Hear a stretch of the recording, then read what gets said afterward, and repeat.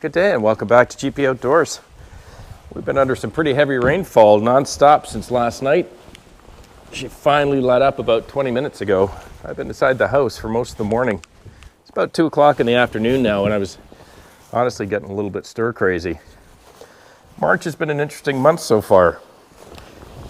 Definitely above average normal temperatures and a lot more sunshine and warmth than we would normally get in March. Usually by this time of March, we've got a bit of a mix. You know, some days are negative, some days are positive. We still get a little bit of snow on and off. We get a lot more sun, of course, but we've had a remarkable amount of sunny days. The thaw is coming out of the driveway, and normally what I would see in the April time frame, usually early to mid-April, as far as the level or the depth of mud in some of the spots on the driveway, I'm already witnessing now. Looking out at the 2-week forecast, I think there's one day where we have a 40 or a 50% chance of 1 centimeter of snow. Other than that, it's just a lot of rain, a lot of warm temperatures. So given that we're almost at the end of March, I think I'm pretty safe. Apparently, got a little reprieve from the rain only for a couple of hours this afternoon, and it's supposed to come back again with a bit of a vengeance tonight. They're calling for another 20 to 30 millimeters of rain by tomorrow. So that's going to be an interesting evening. It's always a little bit exciting this time of year. Time to take the blower and the snow equipment off and get the front end loader back on. Of course, I'd have preferred it if it was a little nicer and a little sunnier.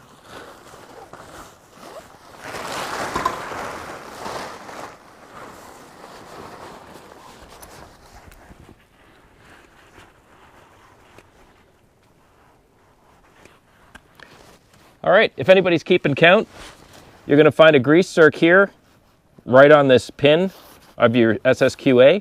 You're going to find 2 grease zerks right here on your loader pins or on these arms. You're going to find one up here at the end of this cylinder.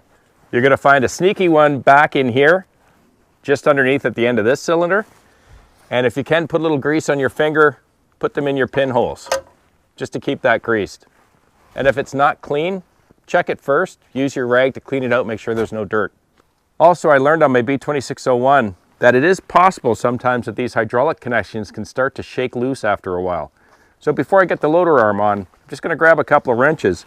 And all I really want to do right now is just check to make sure that they're firm and they're tight and that nothing has come loose. Might as well before I put it on the tractor.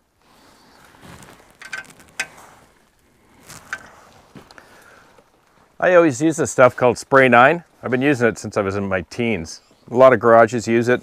Works okay. I have tried some of that stuff that's like an orange citrus type of thing, but it's got all kind of warnings about how it could peel paint. So I used it once and I've gone back to the old Spray 9.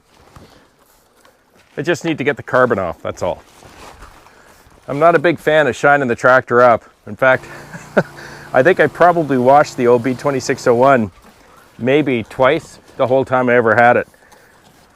I mean, at the end of the day, it's a tractor. It's supposed to get dirty. Good. Spray 9 worked great, as always. We're greased, lubricated, checked my hydraulic connectors, and she's clean. We're gonna drop the blower on it lengthwise because the blower is so wide. So much for having an afternoon without rain. Good thing I got my jacket on.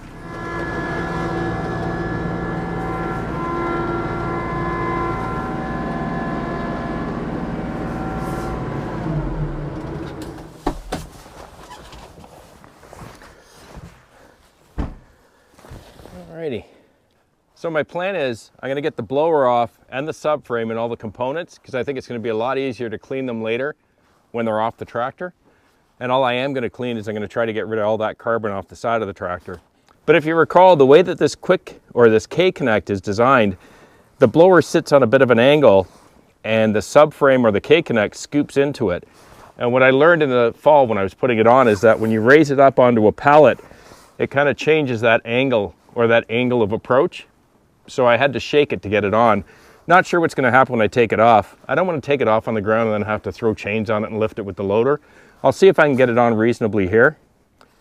And for those of you that are doing this for the first time, if I recall correctly, I'm going to undo this top latch, and this large pin, there's one on either side that you need to pull out and twist, and it'll catch in here for you so that it'll keep the pin out of the hole. Then we drop it down and we use the loader to drop and then back away. And if it catches the right angle, it should come off by itself without too much persuasion.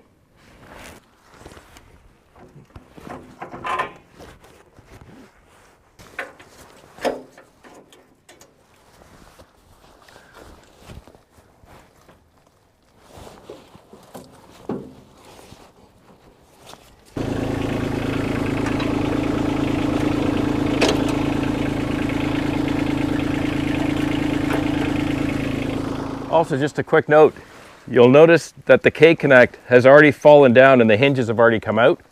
Otherwise, I'd take my loader joystick and I'd drop this K-connect down until it came out. It's already come out. And it's primarily, I think, because I've already put the blower up on top of a pallet and lifted it up off of that angle of approach I mentioned. Accessory position, cycle that joystick. And I want to relieve the pressure on my third function valve.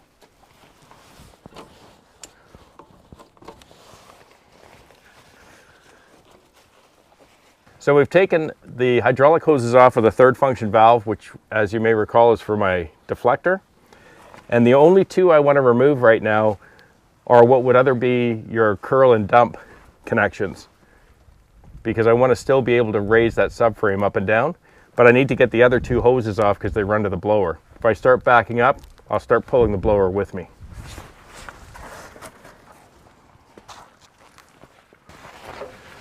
There we go. So that's all the hoses to the blower. And the only two hoses left connected to the tractor are the ones that tie only to the subframe. Blower. I've noticed that these two big pins that lock in after you engage the K-connect, this guy always goes in easy. That one over there, for some reason, it's almost like it's just slightly misaligned to that piece of steel. I have to shake the blower to try to get it in, and as you noticed, I had to take a bar to pop it back out. It might also have been because I had pressure on it because I dropped down that K-connect so much. Because as soon as I pulled it out, the whole thing went down. Okay, before we take the subframe off, let's remove this mid-PTO shaft. Remember, you always take it from the mid-PTO first because there's flexibility on the other end, and then we just slide it right off. And before we drop it, just going to take off our last two hydraulic connections. We're nice and clean again, so I don't need to wipe them out. In order to remove the subframe, you'll remember there are two big long pins, one big pivot pin back here and one up here up front. We're going to remove the back first, then the front, then we'll lift it off. Get a little pressure on her, so I'm just going to lift that up, remove the pressure with my front hand, and then I'll pull it right out. Now she swings freely. Now in theory, one here and one here, lift her up, and away she goes. You'll notice I always put my equipment up on pallets. I don't like leaving them on the ground.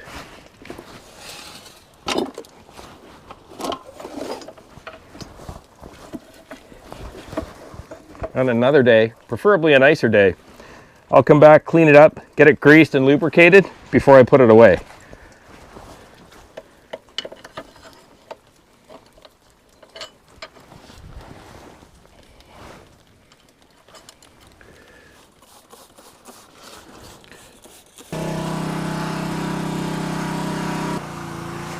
It starts coming up so clean, I almost feel like I should wash the whole thing, but I won't. Kind of the last thing here before you put the loader back on. I think just want to make sure these are clean. You want to throw a little grease on both of them, on both sides. All right. Let's see if I remember how to do this. I don't do it too often.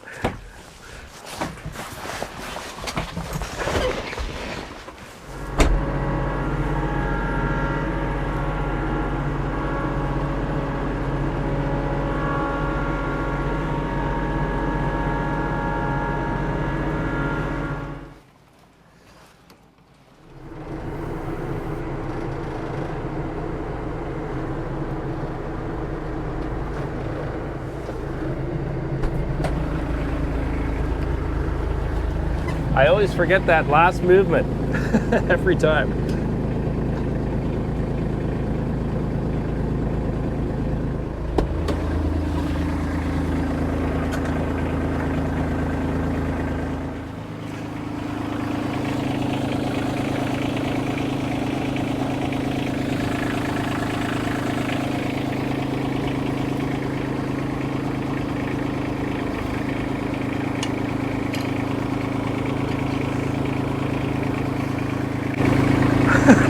We're done.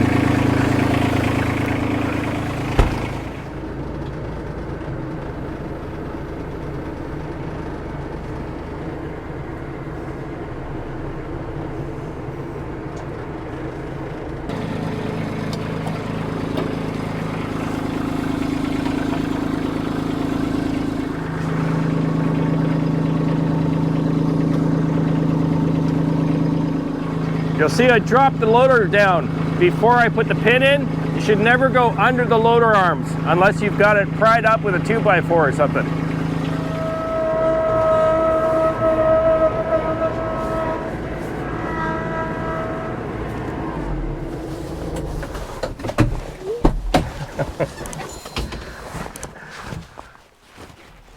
Well, if that's not a sign of spring, I don't know what is.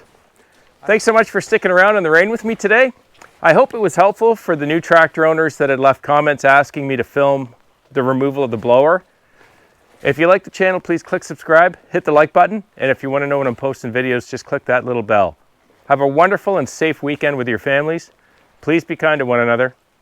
I'll see you again right here on GP Outdoors. Cheers.